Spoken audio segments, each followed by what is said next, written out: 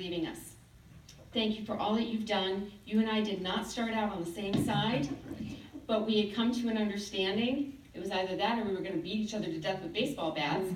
And it has been my tremendous honor and privilege to work with you and to learn from you. So you can, the younger people can teach the older people something. And I wish nothing but the best for you and your wife and that precious baby, for all you've done. And please do not be a stranger, because the city of Lorain will always and forever be your home.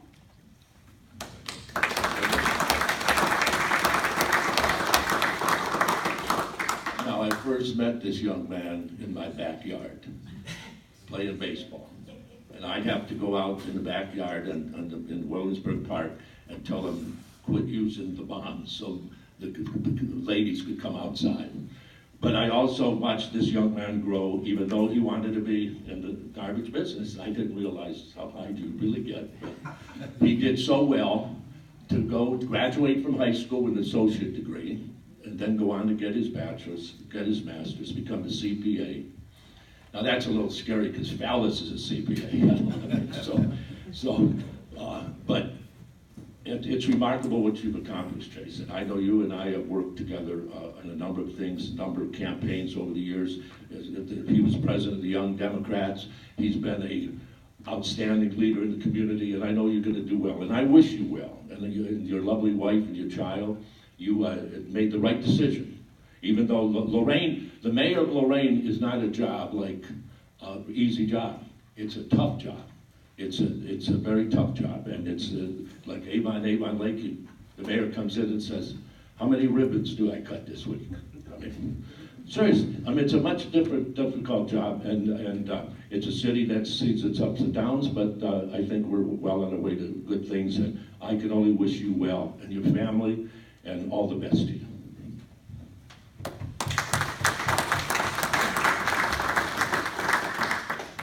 Congratulations, Chase, on your new adventure. I know we've talked a little bit about this. I know that myself, both of us, we came on to City Council chambers 12 years ago. Myself as council president, yourself as part of the Mayor Krashenko's administration. That's where our relationship began 12 years ago. As was said in the resolution, a lot of changes have been made, but we still have Mr. Wargo and Mr. Maz Wild Bill still here. But we thank you for being here. But no, all sincerity, it's a great honor to have served with you on the executive board as president of council, yourself as the mayor. We've made a lot of strides. One person doesn't make the city, and one person doesn't break the city. It's a collaborative effort from everybody's standpoint. You have to have good people in good positions. No doubt about it, we're going to be missing your, as they said, your enthusiasm, your leadership, your zest for life, your youth. But once again, we'll go on. I know we have elections coming up here in a short time, and there's a lot of good candidates there, I believe, that will continue to move Lorain forward. We have a lot of good city employees, dedicated employees, our safety forces, our city workers, all our department workers. So it's a collaborative effort. But I think the stability that you have brought here the last 8 years with your administration, moving us forward, we're not in a position that we have to really be as we were 12 years ago with the Great Recession, cutting departments. Tonight, when we had the public hearing about the new safety service place, which we know is long overdue, we have 2 new fire departments coming on board here shortly. We have the streetscape going on, all the developments that have been going out there, the improvements we've made to our police force for better pay. These are all things that I think that are good, and we're going to continue to do it. But once again, congratulations, you, Lisa, and your daughter. Everything that works out well. And I know you're not going to be a stranger. Anybody who wants to be in the Ritenauer run, you're welcome to be here every August. Chase has made a promise to be here. So once again, congratulations and best wishes. Thank you.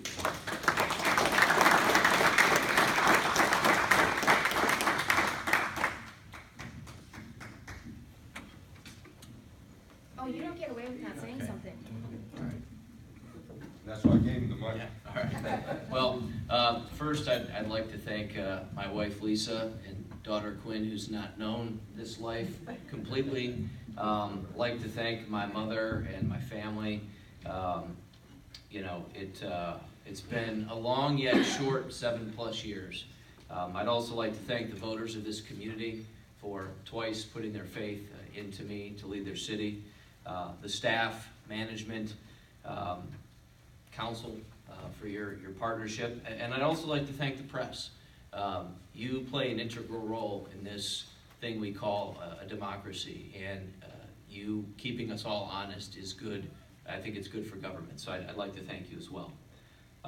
You know, I started as a 26-year-old, decided, well, I went way back beyond that with Kazura, but I was 26 when I first ran for mayor, and you know, I started out really as a kid knocking on a bunch of doors, talking to people about why they should have the audacity to support me over you know, the person who is currently occupying the chair at the time. But I'm 34 now. 20% of my life has been served as the mayor of this city. And if you go back, when I started at the age of 23 here, most of my 20s and now half of my 30s has been spent, approaching half of my 30s has been spent in public service. And, you know, I've heard any number of things. All I can tell you is life doesn't know terms, it doesn't know elections, it doesn't know when filing deadlines are. Our daughter was born 2 days before the filing deadline. There was mass chaos leading up to it. Our lives for the last few years have been very, very challenging, and you know, got us thinking about what's important, and it doesn't really hit you until another human being is here under your care to really put it into perspective. But I will miss the people. I remember fondly my childhood in this town, growing up on Gettysburg Drive. I had the pleasure of serving briefly with Pat McGannon, who was my neighbor, who knows full well of my garbage can stories. In fact, my upper torso, I still have a scar. It should have been stitched back in the day, but it wasn't, because I was climbing his fence because I thought he was out of town and I needed to take his garbage cans to the curb so he wouldn't miss trash day. Pat knows full well those stories. But I had a great childhood playing baseball in Williamsburg Park. Kazura's dog was really like the sandlot. We had our own real-life sandlot. If we hit it over Kazura's fence, we hoped he would throw it back out for the next day. I met some of my best friends in that neighborhood, and you know, who would have thought at that juncture, you know, I'd have the honor of sitting here serving with Joe Kazura. I mean, it's really funny how life kind of comes full circle.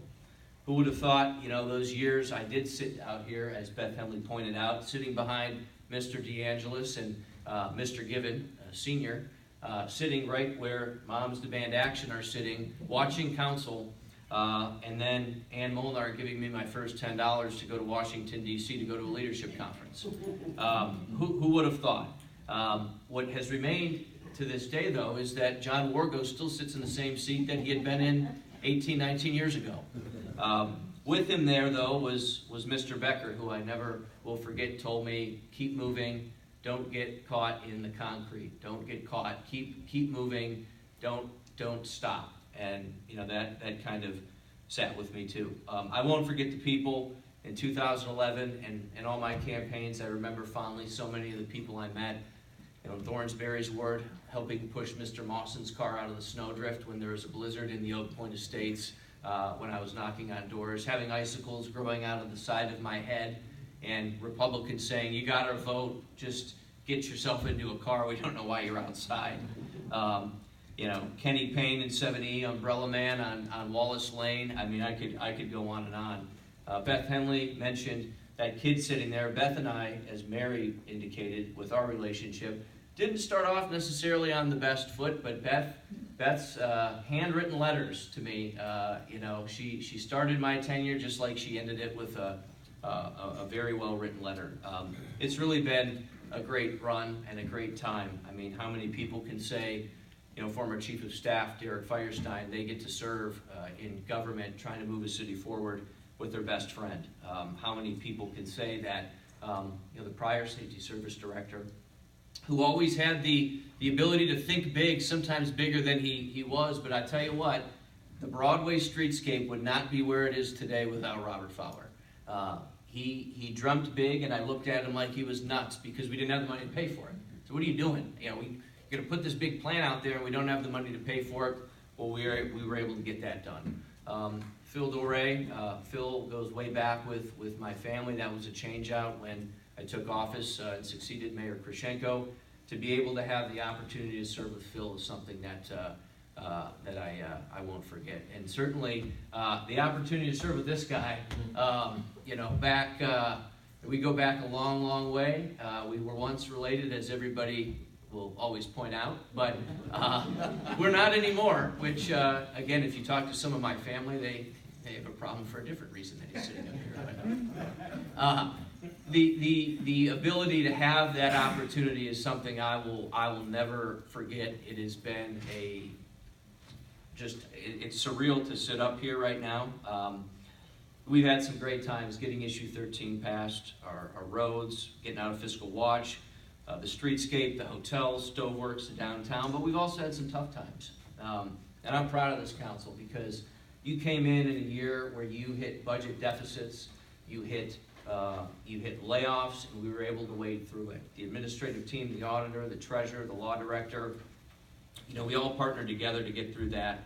And we've recovered today. We've got a surplus, we've got structural balance. But, you know, nothing is ever going to be complete. There's a number of things that I wish I could have checked the box off of, but I really, really believe this city is ready to pop. I really think the baton to whomever it is handed to is going to have tremendous advantages. They're going to inherit a city, I think, with far more assets and advantages than 8 years ago. But it's without question that, you know, this decision is the best choice for my family, but it's still bittersweet. The people, the work, I love what I do. I love being the mayor, but, you know, this time there's just things that are more important to me. But with that, I'm going to continue to try to get as many things done as possible. One of the things on your agenda tonight with our police department is something I committed to getting done, and we're going to try to push that through as much as we can. It will be hard to say goodbye on the 31st, knowing that not everything may be done as you know, as I would like, but it's part of life.